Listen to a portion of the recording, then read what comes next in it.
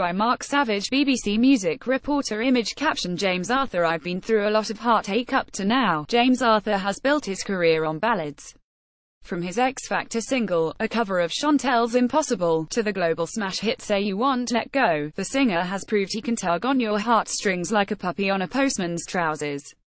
Those slow-tempo weepies are the perfect fit for his cracked and tortured voice. But the star would like it to be known he's got a few more tricks up his sleeve. I'm starting to feel like people know what to expect from me, he says. If you come and see my shows, I'm all over the stage. We do grunge, we do gospel, we do R&B, but the songs that make it on the radio are the acoustic, heartfelt ballads. I'm starting to feel the urge to branch out and do some stuff that nobody would expect. Image copyright Rex features. Image caption: the singer beat Jermaine Douglas to win the night series of X Factor in 2012. Although he took a brief detour into dance music on Rudimental's Summer Smash Sun Comes Up, the star's new single, Naked, cleaves pretty closely to his tried and tested template.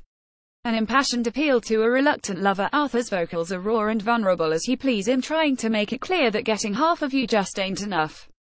The 29-year-old penned the song with Swedish pop kingpin Max Martin, who floated in and out of the studio, presumably in between making hit records for Taylor Swift and Lana Del Rey. In the way of modern music, though, the song was originally intended for pop star Zara Larsson before Arthur came aboard. They had a chorus that I think they were pitching to her at one point, says the singer.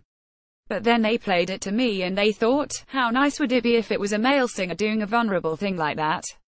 So we rewrote it and made it suit me. I put the gospel middle 8 in there. I was quite happy with that.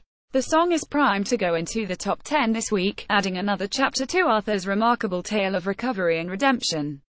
Born in Redcar, Teesside, in 1988, he had a troubled childhood after his mother, a model and marketing professional, split up from his delivery driver father.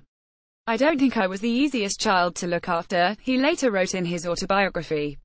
I don't know if I actually had ADHD, attention deficit hyperactivity disorder, but let's just say I was very spirited. When he was 9, his mother remarried and the family moved to Bahrain.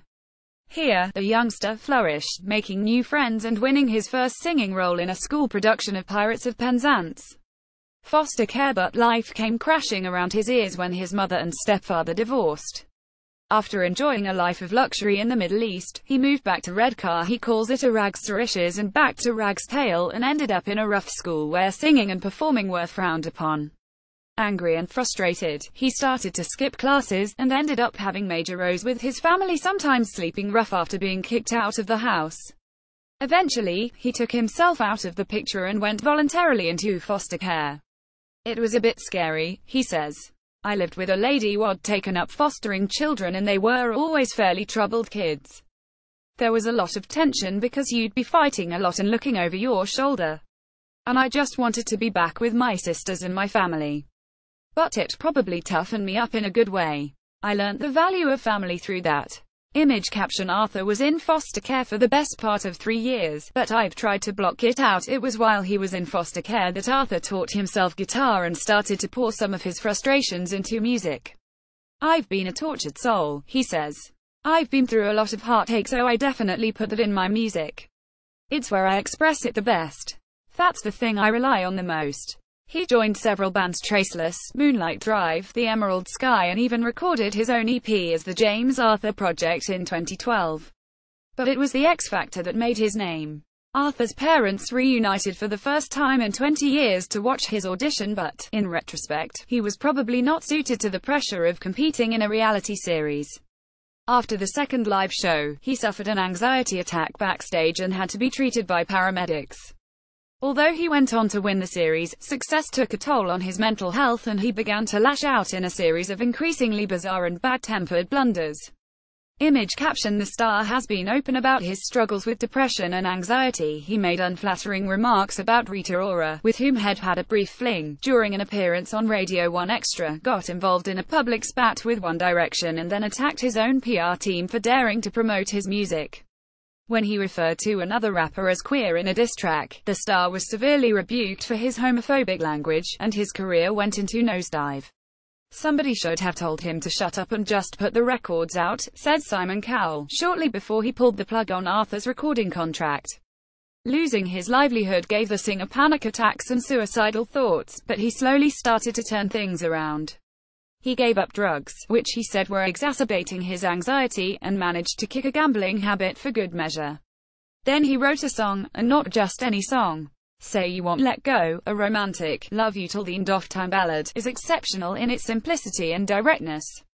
It not only became the star's signature song but it single-handedly resurrected his career. Even Cowell noticed, resigning the singer to his Psycho record label to release the song in the UK, proving it wasn't a fluke. Arthur followed up the single with a #1 album titled With Piercing Self-Awareness, Back from the Edge, and a 3-month US tour with OneRepublic. Naked is the first single since the comeback, but rather than the start of a new campaign, he says it's a standalone thing. I think when you have a good feeling about something nowadays, it's cool to just go with it. The song's video features actress Cressida Bonas who, the tabloid press were quick to point out, is Prince Harry's ex-girlfriend. I don't take any notice of that stuff, says Arthur. I didn't even know he was getting married. But I really like Prince Harry. He's a huge ambassador for mental health, and I've spoken to him in depth about post-traumatic stress disorder. I was really impressed by him. Arthur, who is now an ambassador for the mental health charity Sane, says HES, baffled by the music industry's ignorance of the topic. Image copyright Sony Music. Image caption James Arthur and Cressida Bonas play quarreling lovers in the dramatic video for Naked in Sport. They have sports psychologists to get these people ready for the big games and big crowds, and getting scrutinized by the newspapers. Whereas in the music business you don't really have a lot of people keeping your head right. They seem happy to see people suffering. It's mad. Having taken steps to tackle his own health issues, the star seems relaxed and amenable throughout our chat, even apologizing unnecessarily for his lack of energy. And HES looking forward to buckling down to work on his next album. I've taken up the piano and the songs I'm writing now are bringing out a different side of me, he says. When New Year rolls round, he plans to go into the studio and lay down 10 or 15 of the songs I've been working on and see how many of them catch the ears of the label. And when I start, I definitely don't want to do any more ballads. James Arthur's single, Naked, is out now. Follow us on Facebook, on Twitter at BBC Newsance, or on Instagram at BBC Newsance. If you have a story suggestion, email entertainment.news@bbc.co.uk.